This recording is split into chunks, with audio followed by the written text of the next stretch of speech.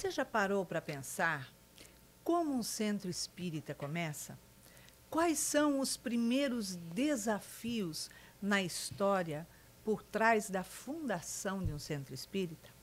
Bem-vindos ao nosso podcast de hoje, Superando os Desafios Afetivos. Um programa que fala sobre saúde, psicologia, espiritualidade e qualidade de vida. Eu sou Iraci Campos e hoje estamos recebendo uma convidada querida e especial, que é Cristiane Niero. Ela é analista junguiana e vem bater um papo gostoso aqui com a gente, pois o Seja Barra completam 18 anos. E quais as curiosidades por trás disso? Como dizem, as magias. Seja bem-vinda ao nosso podcast, Cristiane. Obrigada, Iraci. Um prazer. Ainda mais falar sobre isso. Muito bom, né? Muito bom. Muitas recordações, muitas histórias. São os bastidores, né, que o povo não sabe. Ah, com certeza, né? O Seja Barra, ele foi fundado em 15 dias, depois de recebermos uma mensagem de Divaldo Franco. Né, uma mensagem de Joana de Ângeles por Divaldo Franco. E quando a mensagem veio, a gente arregaça as mangas e a gente não teima, não discute com a espiritualididade.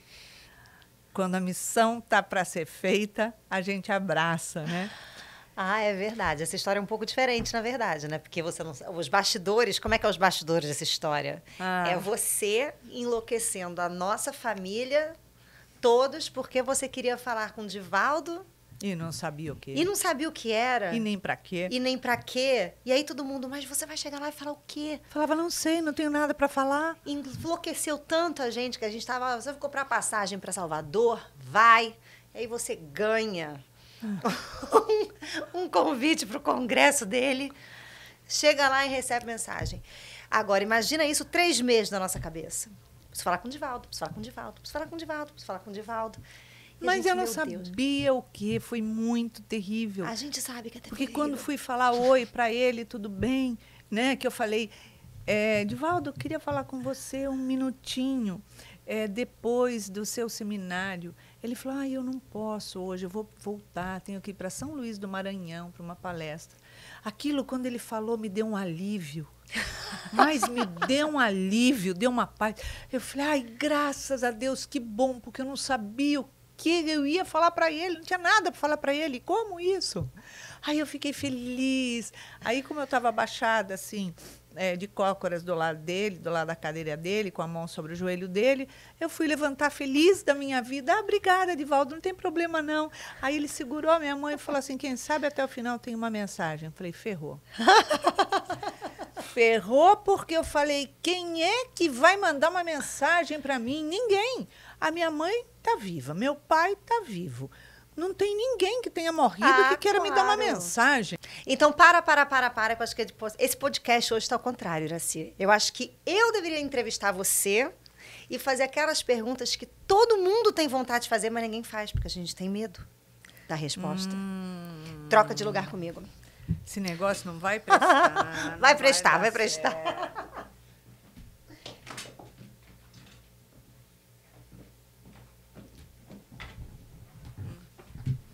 Bem melhor o seu lugar. Vamos lá. Então, nós queremos saber, Iraci, quando você recebe a mensagem de Joana falando para você abrir um centro espírita na Barra da Tijuca, que ela ia te dar assistência, como é que foi a sua reação? O que você pensou? O que você viu? A gente quer saber o que você viu também, porque a gente sabe que esses olhinhos veem mais do que os nossos olhinhos. Eu fiquei em choque. Primeiro, eu fiquei em choque. Aí, eu não sabia o que falar. Eu fiquei inteira tremendo. Minhas pernas faziam assim, meu coração disparou. Eu fiquei... Aí eu falei para o Divaldo assim, olha, porque eu não falei nada para ele, foi ele que falou para mim, eu só cheguei na frente dele porque ele mandou me chamar para o palco, subi no palco, parei na frente dele e aí ele que falou, né? E aí eu falei, olha, Divaldo, eu não sei o que falar, eu não sei como te agradecer, muito obrigada. Aí ele me interrompeu, ele olhou para o lado assim, sorriu, Joana estava do lado dele. E você podia ver naquela época, Com você certeza. Do lado dele, virou para mim e falou, ela está dizendo, não agradeça, simplesmente faça tudo aquilo que você já sabe, que ela vai estar sempre ao seu lado. Aí, tipo assim, eu saí de lá, agradeci, saí dali meio desnorteada e eu falei, cheguei, eu estava com uma amiga, eu falei assim, eu já sei o nome do centro espírita. Ela falou, que centro espírita? Eu falei, que eu vou fundar. Ela falou, quê? Eu falei, chama Joana de Ângeles. Que história é essa? Que fundar?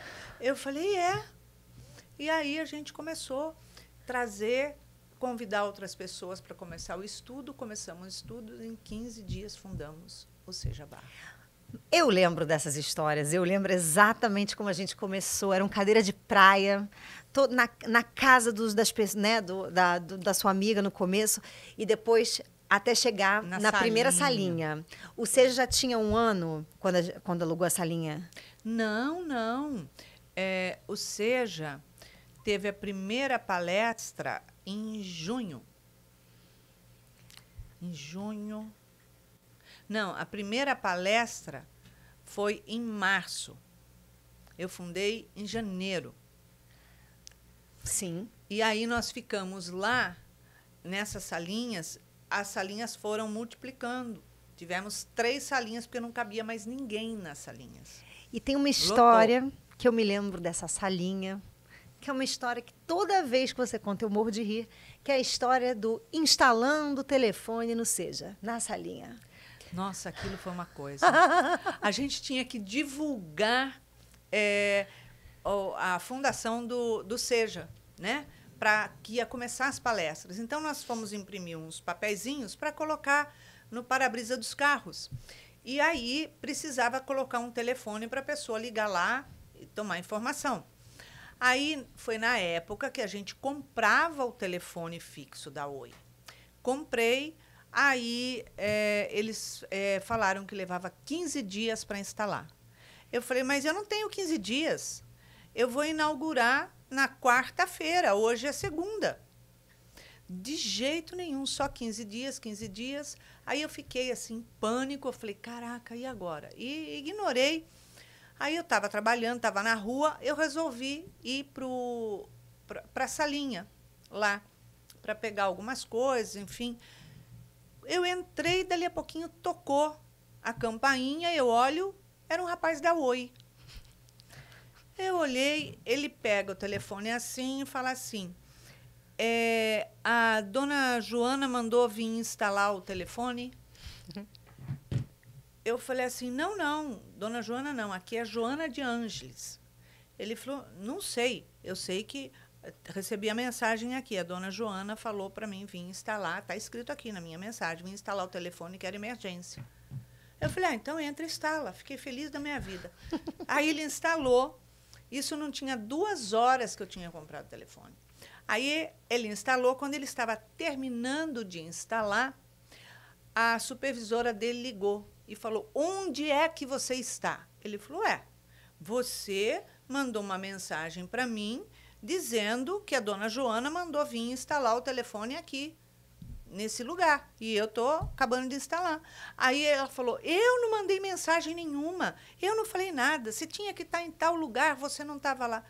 Aí ele pegou o telefone e falou assim para mim, senhora, ela está falando que não mandou mensagem nenhuma. Olha aqui a mensagem, estava realmente na mensagem do telefone dela, dizendo que dona Joana mandou instalar o telefone. E assim foi instalado. A melhor parte é que ele não era espírita. Não. E quando ele descobriu que ele estava instalando o telefone num centro espírita chamado Joana, ele ficou apavorado. Bravo. Nossa. Foi, ele ficou apavorado. Ele saiu de lá. Não, eu já estou indo. Tadinho. E nesses 18 anos, Iraci, Qual foi o momento mais marcante para você, assim, do Seja? Aquele... Pode ser momentos espirituais que a gente não veja também, é interessante. Gostamos dessa parte. Ah, ai, tem muitos momentos. Não dá para falar assim um específico, né? São muitos, muitos, muitos. Tem muita história, né? Por exemplo, a nossa diretora financeira, ela começou a frequentar o Seja quando estava nas salinhas, e aí ela chegou lá a primeira vez e estava cheio. Ela conseguiu um lugar para sentar. Na semana seguinte, ela não conseguiu lugar para sentar. Tiveram que voltar. Aí eles foram mais cedo ainda na outra semana. Aí não tinha lugar para sentar, tinha gente para fora da sala e na escadaria do prédio. Aí, justamente a hora que ela abre o elevador, que eles veem aquilo, que foi quando eu encontrei com ela. Eu abracei, seja bem-vinda. Ela levantou o nariz assim e falou assim, eu vou me embora. Eu falei, mas por quê? Porque aqui não tem lugar. A gente chega cedo e não encontra lugar. Eu vou me embora. E saiu dali e foi embora. Eu falei, é uma pena. Depois eles voltaram.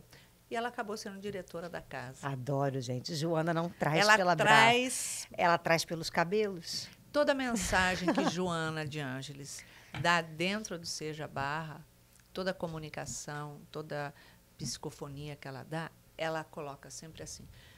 Todos os trabalhadores, todas as pessoas que aqui estão nessa casa foram trazidos pelas minhas mãos.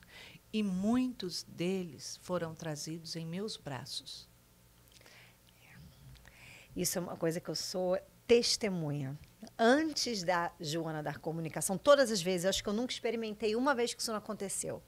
Primeiro faz um calor, se você estiver perto, né? Se a gente estiver perto de você, é um calor. E aí uma emoção que você começa a ficar com aquela vontade de chorar, vontade de chorar, vontade de chorar. Eu já, malandramente, pego meu telefone e já boto para gravar. Falo, já vai vir uma entidade, com certeza. E sempre é ela, carinhosa, mas ela chama todo mundo ali, né? Muito, muito. O Divaldo, ele já tinha falado isso na nossa casa, mas ele foi entrevistado por um trabalhador da casa, num congresso que você foi palestrar também. E ele foi entrevistado pelo Nelson, dentro lá do estúdio. E aí o Nelson perguntou sobre isso. Se seria simbólico isso que a Joana falou. Ele falou, não, não é simbólico. Ela trouxe mesmo. E eu falo mais. O Seja Barra é a reconstrução de Assis. Pela quantidade de clarissas que tem trabalhando na casa e de franciscanos. E isso está gravado em vídeo, já passou, inclusive, na Rádio Rio de Janeiro, essa entrevista dele, várias situações. Então, aí dá um friozinho na barriga, né? Tipo assim, e agora essa responsabilidade, o que é que eu faço com ela? Pois é, a gente pensa que na vida passada, eu pensava assim, meu Deus... Quando a gente ouve ele falar isso, eu falo, deve ter sido uma planta, então, né, naquela época, porque se a gente ainda está aqui desse jeito. Mas é verdade, isso é interessante, né? E a equipe espiritual que trabalha no Seja, como é que é? São todos franciscanos, tem aqueles que...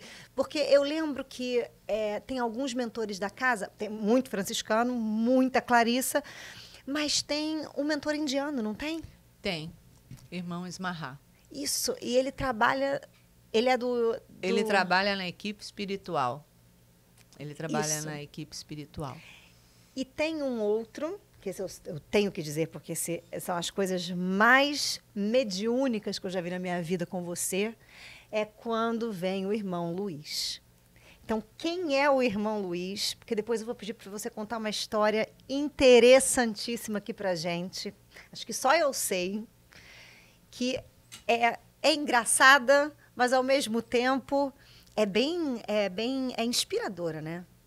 O irmão Luiz, ele é um espírito de muita luz. Eu falo que ele é o fiel escudeiro da equipe de Joana de Ângeles e da proteção da casa.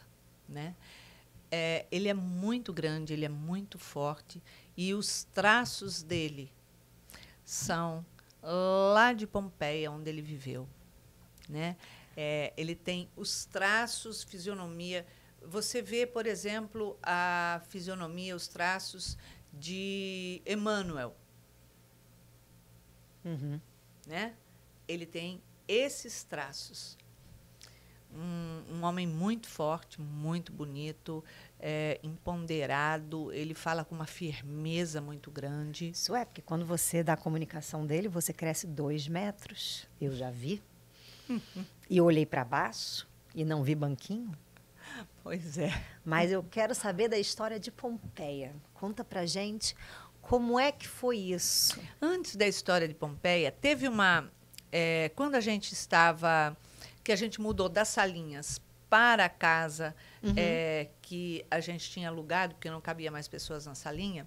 Então, todos os voluntários ali pintando, raspando o chão, pintando janela, pintando porta, fazendo Eu lembro, a e você com a limpeza. peixeira na mão falando, gente, quase arrancando o nariz dos cortando mato, enfim, todo mundo trabalhando, né? E aí, de repente, tem um franciscano que ele é bem gordinho, aqueles gordinhos mesmo, aquela roupa toda marrom, todo gordinho, careca, e toda hora eu via ele descer as escadas e subir as escadas.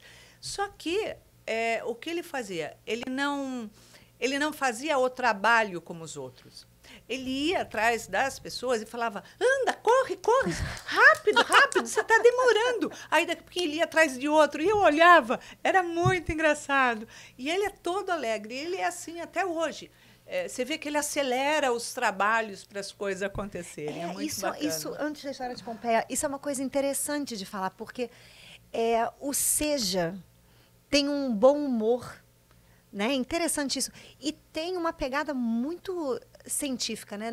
Aqui não é a gente não faz aqui um estudo, só um estudo superficial, né? A gente gosta de aprofundar, linkando com a ciência, com a psicologia, com tudo. Isso é uma tônica da casa, né? É uma tônica da casa, e Divaldo diz assim que o Seja Barra, ele chama de nossa casa.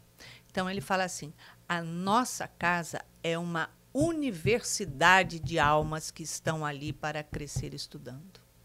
Muito Isso bacana. Muito legal. Mas a gente quer saber Pompeia com detalhes, que eu conheço essa história.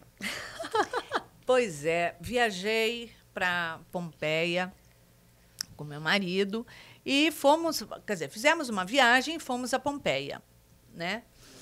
E quando estávamos andando num grupo na rua, de repente, eu vejo o irmão Luiz sair numa esquina e me chamar. Aí, eu saí do grupo. Eu falei assim, amor, o irmão Luiz está chamando, vamos virar aqui. Nós viramos a esquina e aí não tinha nada. Não tinha nada. Era uma rua e não tinha absolutamente nada naquela rua. Assim, não tinha nenhuma pessoa andando. Era um vazio total. E eu fui andando, acompanhando ele. Ele andando aqui mais à frente e eu atrás. Eu não sabia onde ele ia. Do nada, a gente está passando numa casa, abre uma porta, um senhor põe a cara para fora e fala assim, olha, pode entrar, vocês podem fazer visitação. Venha, mas entra rápido, que eu preciso fechar, porque não está aberto a visitação. Era um lugar de escavações, que está sendo, não sei se até hoje, né, já tem mais de 10 anos, sendo estudado, e nós entramos nessa escavação. Quando eu entrei, o irmão Luiz me deu a mão. E eu segurei na mão dele. Então, eu andei a casa inteira no meio das escavações, de tudo. E o rapaz ia falando, mas eu estava do outro lado. Eu não estava vendo o que estava acontecendo ali. Eu estava vendo a movimentação da casa naquele dia. E segurando, você imagina... Como se você tivesse voltado no tempo. Isso. E tivesse visto como a casa era, né? E tudo, e a movimentação. E tinha uma sala, aquelas pinturas todas antigas, tinha uma sala que tinham três homens ali, uma mulher, muito bonita, sentada. E aí o irmão Luiz me leva naquele lugar. Eu fico imaginando hoje, né? Aquele rapaz, aquele homem que abriu para a gente entrar, escondido, sem autorização, sem nada, que ele não sabia nem por que ele fez isso. E eu andando, segurando na mão do Luiz. Então, você imagina eu, pequenininha, andando com a mão assim. Acho que ele falava, essa não... Porque ele faz assim? Ele faz assim. Aí você bota a mão assim. Gente, imagina só. Aí, andando com ele. E aí, quando chega na frente dessa sala, eu vejo ele sentado,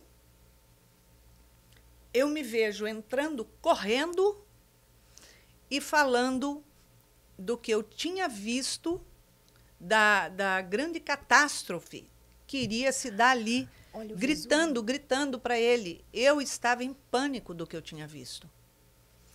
E aí ele não me deixou ver mais nada. Aí ele continuou andando pela casa. Aí eu ainda falei assim, primeiro quando eu vi ele, eu falei assim, é você, irmão Luiz. Aí ele olhou para mim, sorriu e continuou mostrando. Quando eu vejo eu entrando, eu falei, meu Deus, sou eu. Eu assustei. Para mim foi o choque assim, desesperador da minha vida. Imagino. E aí ele continua me levando e mostrando um lugar. Fomos descendo umas coisas. Foi realmente... muito sério. Eu ia achar que eu tinha morrido se eu tivesse tido essa experiência. E se eu fosse o homem, eu ia estar naquele modo Nazaré Tedesco, tentando entender o que está acontecendo na vida. Na época, eu até perguntei para ele, né, se eu morri lá, se ele morreu lá, e ele não me respondeu. Talvez a gente não possa saber certas coisas, né? Uhum. Mas eu quero te fazer uma pergunta, então, Iracy, para a gente, né, ir chegando ao fim do nosso bate-papo. Hoje eu estou me sentindo muito Iracy. Me vejam daqui a alguns anos, se eu não estarei parecida. Mas, se você tivesse que pegar toda essa mensagem, essa experiência, né, de vida, com a espiritualidade, com a casa, com essa interação que você tem mais diretamente com a espiritualidade do que a gente, porque, né, assim, eu sinto, eu vejo só depois que eu sinto, né, se estiver perto de mim, mas você não sabe quem é vivo e quem é morto. Estou contando, tá, gente? Ela não sabe, ela não tem a menor ideia. E às vezes ela pergunta pra gente, Cristiane, vem aqui. O que é, mãe? Está vendo aquela pessoa? E quando você não está vendo? Meu Deus, eu só fico... Vem um frio na minha barriga, assim... Aí eu falo, não, mãe, não tem ninguém. Ai, eu tenho que fingir que não está vendo, porque senão o espírito... Eu acho isso... É horrível. Ser sua filha é uma experiência única. Você cruza olhar, ele sabe... Você cruzou o olhar, ele sabe que você viu ele. Olha só. Quando é um espírito sofredor, cruzou o olhar, ele sabe que você viu. Se você viu, você é uma porta para ele falar. Meu Senhor. Então, eu me finjo de tonta. Olha, uma situação, uma coisa bacana com a espiritualidade é que no tratamento espiritual da casa, a gente vê a equipe trabalhando. E tinha uma senhora fazendo tratamento, o nome dela, depois eu vim a saber que era Sueli. Eu não sabia o nome dela, porque é uma quantidade muito grande de gente. Uhum. De repente, ela estava sentada e ela levantou e foi descer as escadas saindo do auditório. E eu estava vindo. Quando eu estava vindo, veio... tinha um espírito ali do lado dela. E quando ela foi descer a escada, ele saiu correndo atrás dela e gritando, falando assim, Judite, Judite, volta aqui, Judite. E eu olhando, falei... Aí eu pensei, onde que a Judite vai? Onde que a Judite vai? Aí, eu falei, onde será que a Judite vai? O que será que ela tem? Por que aquele espírito está tão em cima dela? Aí passou, peguei, fui falar com a Gisela, que é uma das diretoras da casa, né? Eu falei, vê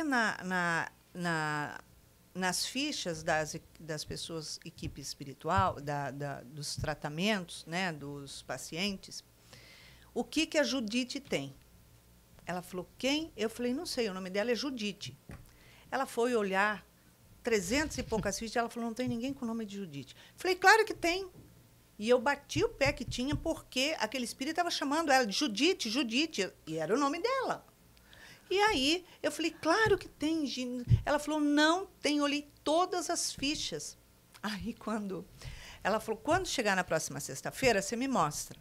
Aí eu chamei ela e falei assim, ó, é aquela lá, aquela loura com cabelo assim, que usava um brinco grande de pérola. Falei, é aquela lá, Judite. Ela olhou para mim assim, ela falou, ela não chama Judite. Falei, claro que chama Judite. O espírito estava chamando ela Judite. Ela chama Regina. Não, era Sueli.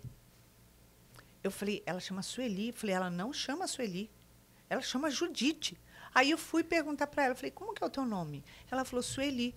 Falei, Aí, ou seja, o espírito que a chamava de Judite, ele havia como uma pessoa de uma relação de Passada. uma outra vida. Nossa. E eu chamando a mulher de Judite. E aquilo ficou na minha cabeça, eu não decorava mais o nome dela. Ela virou Judite. Virou Judite para mim. Então, para a gente encerrar, vou deixar você encerrar que o podcast é seu. Mas hoje o prazer de entrevistar foi todo meu. Iraci, deixa uma mensagem para a gente dessa tua vivência com a espiritualidade, do Seja, para inspirar os nossos, né, telespectadores, ouvintes. Obrigada. Eu que agradeço. Obrigada pela sua presença. Pois é. A preocupação, muitas vezes, das pessoas é querer ser médium. Acham que ser médium é top. Porque acham que a mediunidade faz com que você veja espíritos, romanceiam, né? Espíritos bons, só mentores, só coisa boa. E não é. Olha o mundo em que a gente está vivendo, a dureza que é. Então, a gente vê de tudo, espíritos sofredores, espíritos muito doridos, perseguidores, mentores, pessoas, espíritos em evolução. E qual a melhor forma de se trabalhar a espiritualidade? Primeiro, estudando.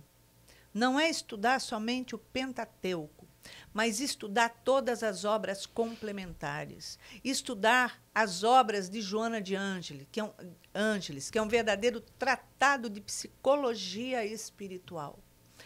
E quando a gente se dedica, a gente estuda, a gente tem autoconhecimento, a gente começa a mudar a nossa postura diante da vida. E quando a gente começa a mudar a nossa postura diante da vida, a vida se torna mais leve, a vida se torna mais alegre, a gente consegue, em todos os momentos, mesmo de muita dificuldade, a gente consegue olhar no espelho e falar, eu sou feliz, estou atravessando isso e sou feliz. A gente consegue viver em paz, porque a gente sabe que a vida não acaba aqui. A vida que estamos vivendo, ela é só um pedacinho de uma eternidade imensa, infinita. E esse pedacinho tem que ser muito bem vivido. Então, viva todos os seus dias como se fosse o último dia da sua vida. E toda manhã, viva o seu dia como se você tivesse acabado de chegar na vida, tivesse começando a sua jornada. Esteja sempre com Jesus. Compartilhe esse programa e aqui deixamos um super beijinho carinhoso, muito especial, para que a sua semana seja de autoiluminação através do autoconhecimento. Muita paz.